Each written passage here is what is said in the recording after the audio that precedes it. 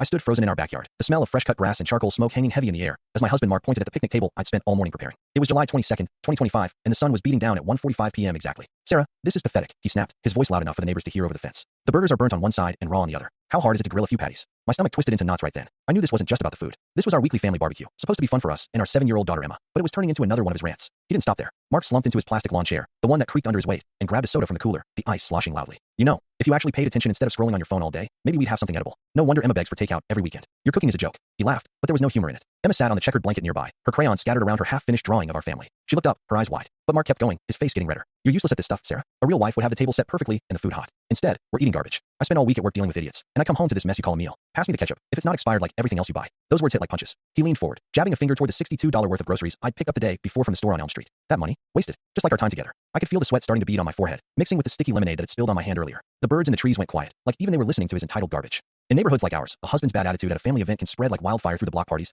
He didn't care that Emma was right there, hearing every cruel word. "Act like an adult for once, Sarah. Stop making excuses." By now, my hands were trembling as I held the grill tongs. The heat from the coals made my face flush, but it wasn't just the temperature. My heart raced so fast I thought it might burst out of my chest. I wanted to scream back at him, to list all the times I'd covered for him when he came home late from work meetings or when he forgot Emma's school events. But the words wouldn't come. Tears burned at the corners of my eyes, and my legs felt weak, like they might give out any second. Emma was watching me, her little face scrunched up in confusion and hurt. How could he do this in front of her? The breaking point was here. I was shaking inside, the stress making my vision blur slightly as I tried to hold it together for my daughter. That's when Emma stood up. She dropped her crayon, marched straight over to the grill on her short legs, and snatched the tongs right out of my hand. Her voice came out strong, even though it shook a little at the edges. "Dad, stop it. You're being so mean to Mom again. She woke up early to shop and clean everything while you slept in and watched TV. The food isn't bad. You just don't like anything unless it's from a restaurant." Mark's jaw dropped, and he sat up straight. "Emma, that's not how you talk to your father. Sit down now." But she planted her feet, hands on her hips, her ponytail bouncing with each word. "No, you never help with the barbecue or the house. You just complain and complain. Mom does all the work, and you make her sad. Apologize right now, or I'm telling everyone at school how you treat her." Her words were like a shockwave. The air felt thicker, the smoke from the grill stinging my eyes more than before. Mark tried to laugh it off, but his face was beet red. "This is ridiculous. Kid, you're too young to understand." Emma didn't back down. She pointed the tongs at him like a sword. "I understand enough. You're the lazy one, Dad. Mom's the best, and I love her picnics. Say sorry, or I'll flip all your food in the dirt." I was at my limit. My whole body was vibrating with a mix of pride, fear, and pure rage at how he had pushed us both. The physical stress had me sweating through my shirt, my breaths coming short and fast. These days, kids pick up on the tension faster than adults admit, and one picnic can change everything. Finally, after a long stare down, Mark muttered, "Fine, I'm sorry.